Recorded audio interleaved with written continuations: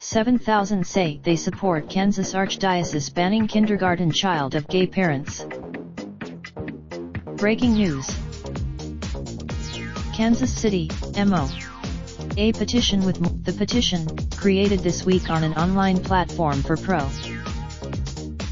The latest petition does not make clear how many of its signatures are from local Catholics, but it states that it was written by concerned.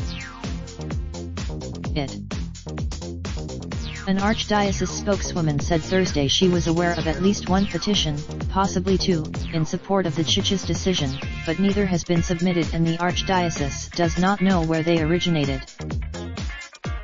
Local parishioners learned of the decision to bar the kindergartner when the revelation. Craig J. Max. This.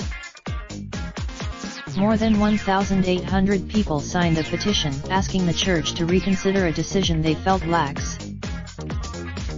The most recent petition, created on March 12, offers support directly to Naumann. Especially Eva Betts attends Street. Rose Philippine do it. The controversy indicates a growing schism in Catholicism and other religious groups between those who want to see churches become more inclusive and others who say compassion does not mean compromising on traditional values. Those who had spoken out against the archdiocese's decision said that the church was exemplifying a kind of hypocrisy. Their petition that's a viewpoint shared by the Revelation. James Martin, on Twitter, he called the archdiocese's decision unjust. In Matthew Whitney, who is also a parishioner at St.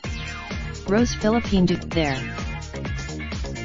Whitney said he feels that kind of inconsistency. On the Missouri side, the Diocese of Kansas City St. Joseph does not visit the Kansas City Star. Kansas City, MO. Ed.